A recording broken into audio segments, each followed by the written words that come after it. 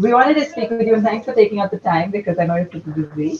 Because there's just so much happening in this space, right? Yeah. I want to kick off with the news, and then we can sort of get into context and Zest's journey in particular. But this morning we had the news that the likes of Visa, for example, are also looking to get into the BNPL space, and that's interesting because players like Zest were in fact offering an alternative to credit cards. So what does it mean for the industry to now have the traditional credit card companies wanting to get in? No, it's completely unsurprising, right? So just look at the history of credit card in India. It has not been a huge, growth market in the last decade. So we've got about 30 million unique credit card users in this country. We've now got 500 million people using WhatsApp and YouTube every day, right? So 30 million to 500 million. Huge gap of unaddressed consumer credit demand, and clear that a credit card is not the solution. Customers are turning away from cards all over the world. People are turning to mobile payments, and India is absolutely at the cusp of that. Wherever you go now, I'm sure you experience it, mobile payment is preferred. I actually got declined using my card in a store this week, and he requested, Google Pay, and that's the way we're going. So for companies like, Visa from the traditional credit card industry, BNPL is going to become an absolute hygiene product in a market like India. And we're just really excited to see more players come in and grow the market to the full potential. So exactly what you just said. Clearly, there's an opportunity and a huge one. This is not new to you. You've been, one of the bigger players in the space. You just recently raised your Series C 50 mil and more than that. Tell us how you're seeing the growth panning out. What's the level of growth? Is it multiplying year on year as you move forward? Is adoption becoming faster now? Absolutely. We've been building this business for 5.5 years. And I would say the first couple of years were pretty slow. We were early. We were definitely early, but better to be early than late. What we've seen in the last 2 years is an exponential explosion in demand. And I don't just mean demand at the consumer level, also at the level of brands, retailers, manufacturers. India has become one of the most important consumer markets in the world, and global brands as well as domestic brands now have to provide products like BNPL to drive affordability for consumers. So we've seen a growth of about 5x year on year over the last 12 months. We are expecting this Diwali to be 5 to 6x bigger than last, and that's obviously 20 times bigger than the one before that. So it's a really incredible time for the industry, but I would say it's still day zero. Probably collectively in this country there are less than maybe 15 million people using BNPL products. And we know that these products are applicable for maybe 200 to 300 million right now. Yeah. Okay. Well, talking about consumers, Tina, why don't you come in here? Because Tina's story is really from the consumer standpoint, and she has several questions on that. I have a question from consumers' point of view. When we talk about BNPL, there are so many players present in the market. When we talk about the Indian market, there are banks offering BNPL facility. There are e-commerce players who have their own facility, and there are fintech players like you all who are offering this new line of credit. So as a customer, how do I differentiate among all these players, and how do I decide what works the best for me? Yes, that's a great question. Look, BNPL came from a very unique place in financial services. BNPL was invented in markets where consumers were losing trust in the traditional providers of finance. So BNPL players, by definition, must be very transparent, trusted, and honest. So I would always say, as a consumer, go for the provider where you feel the most comfort about their transparency, especially around pricing. BNPL should be the cheapest or zero cost option in the payment stack. That's because in most models, the merchant or the manufacturer is subsidizing the cost of the credit. If you're seeing lots of additional fees, hidden fees, extra fees, be suspicious, because that's probably not a good player. The other thing I would really say is important for consumers to look out for is we do believe that these products should be regulated like credit products, and the RBI have made that very clear. So be suspicious if a BNPL player does not do things like KYC and all of the normal regulatory steps that you would expect with a credit product. It's really important to look after your financial health, to do things like KYC. Otherwise, fraud will be on the rise in this market.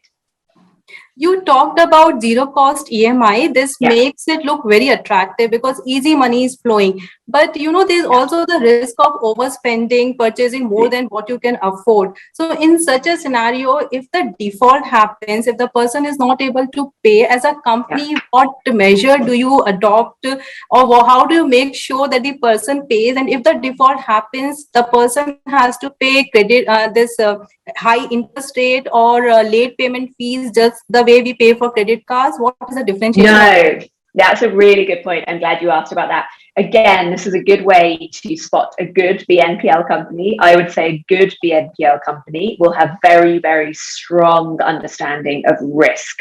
And what that means is underwriting and good risk management will be core and DNA. And that's certainly true at ZestMoney. So what that means is we do a very thorough job of understanding the customer when we first meet them.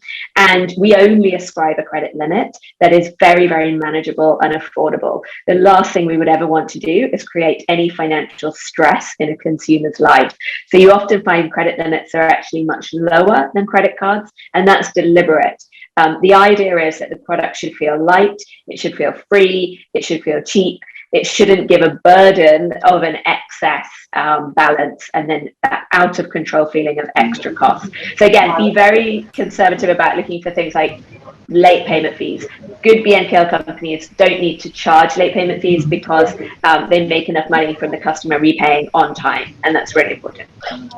So take us through, Lizzie, the path to profitability here for a company like yours. Yeah. Go for it. And it's in the Yeah. sense that if the underwriting is largely taken, is it Correct. your company or the banks, or who's taking on the onus? It depends. There are different models right now in the market in India, and we also operate a variety of different models depending on the bank partners that we work with. But it's important to note that mostly in BNPL, you will see much lower credit costs than in traditional sectors like personal loans or unsecured consumer credit. So the credit costs in BNPL are low and declining typically as the market develops and becomes better understood.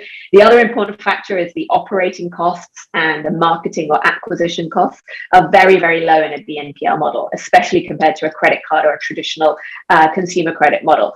That means that over time, especially as customers become more loyal and do multiple transactions, you can see very, very, very attractive unit economics, both for the fintech partner and the bank if they're working together, because you're creating basically a higher turnover, more productive balance sheet than a more traditional old-fashioned consumer credit model. So that's why investors are going gaga over these companies all over the world, not just in India.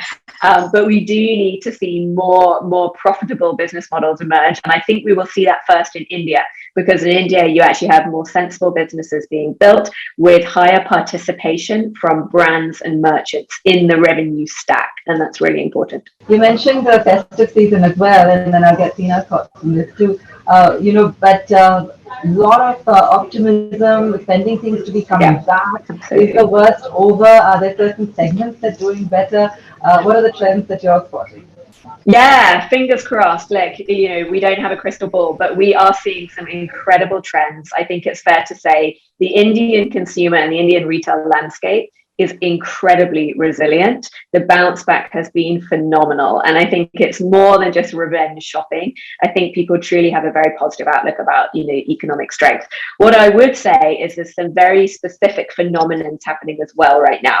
One phenomenon we're seeing is the real emergence of national domestic consumer brands. And we're really, really excited about that. 10 years ago, there were so many products, especially in women's wear, in fashion and cosmetics, that had to be imported.